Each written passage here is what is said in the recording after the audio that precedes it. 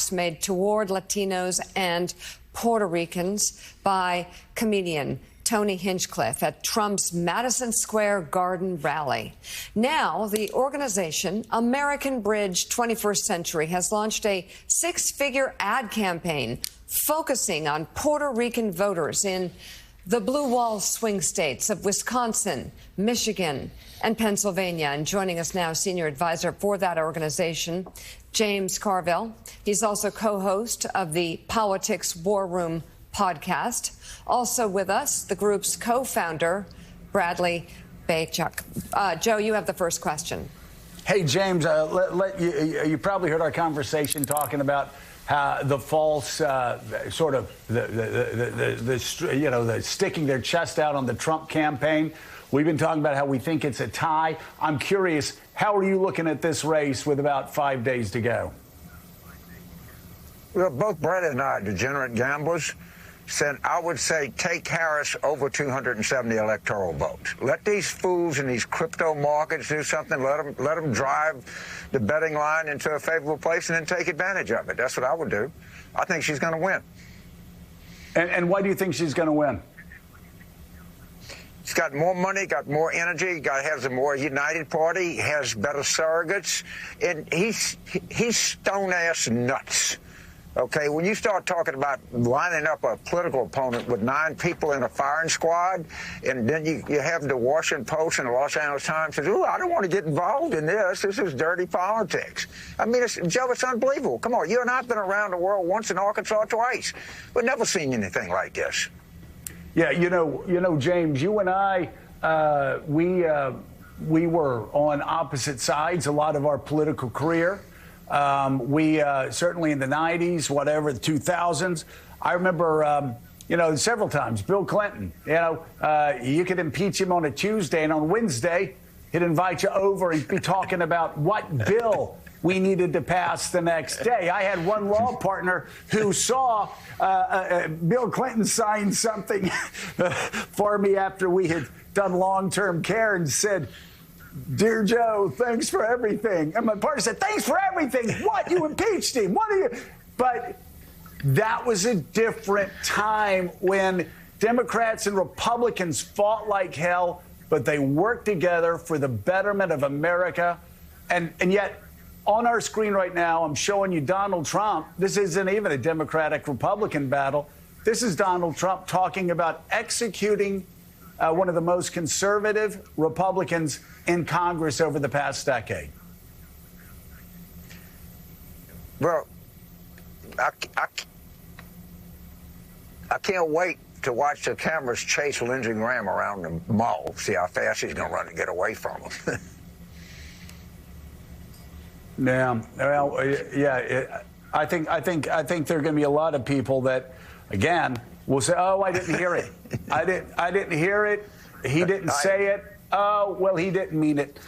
Bradley, let's turn to what we led in with, and that is your group's push to get the message out to Puerto Rican voters in the blue wall states about what Donald Trump and those at Madison Square Garden thought and think of Puerto Ricans. Yeah, I think this goes to what you were talking about earlier, which is that some of these voters are sort of numb to these crazy things that Trump says. But when you look at him making a threat of overturning Roe v. Wade, he made good on that threat. When they talk about Puerto Rico being garbage, when they talk about Liz Cheney, when they talk about overturning, retracting and banning the ACA, taking away health care.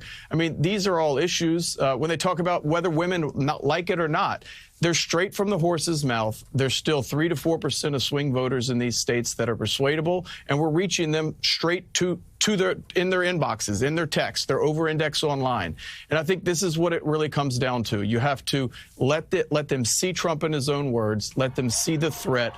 And if this is how you want to close a campaign on this closing message, this would not be on a bingo card of a successful winning campaign. So, Bradley, so many campaigns every 4 years are settled because of the economy. And obviously, as we've been discussing this morning, there are a lot of important issues on voters' minds right now. But for many, it is going to be those pocketbook items that matter the most. You know, we have seen, at times the Biden administration struggle to get credit for the job it's done steering the economy. What is the closing argument that the Harris team, she, of course, part of that Biden administration, can make here in these couple days for those voters who still haven't made up their minds and are thinking about their wallets? Yeah, I think, number one, you're seeing that this economy has been roaring, and that we may not, I think people will start to feel that. Number two, reproductive freedom is an economic issue. You just heard a powerful story from Avery. When you talk about abortion, democracy, and freedom for a lot of these voters, you talk about child care, you talk about paid family leave. I mean, I don't think we should all be surprised that women are showing up in droves to vote for Harris. I agree with Donnie. They're going to save democracy. But child care, reproductive freedom, paid family leave, these are economic issues. And women are the dominant force in our politics right now, and we shouldn't forget it. Joe said this earlier. This is an election where it's bros versus Roe. And if you want to bet on the bros, which Trump is doing, it's a risky bet. You've not seen it win before. All right, James, I'm curious. I know you think she's going to win, but in these final days, what would you like to see her doing? I mean, she's got to go to the places that she's going, and she has to draw a very sharp distinction, which I think is going to be easy to do, because the events at Madison Square Garden, followed up by assassinating firing squad for my political opponents, it's just some pretty potent stuff. And Mika, let me tell you, he's going to find out, and Alito's going to find out, you've just agitated an entire hornet's nest of American women, and they're coming out. And if you look at these early vote numbers, or you look at anything, the women of this country are just tired of being treated like they're being treated by Trump and Alito and the Supreme Court, and they're gonna tell people they don't like it. I promise you. And that piece that you did is like critically important for people to see. Democratic strategist James Carville and co-founder of American Bridge 21st Century, Bradley Baychok and James Carville, thank you both very much for being on this morning. Coming up, Kamala Harris says Donald Trump's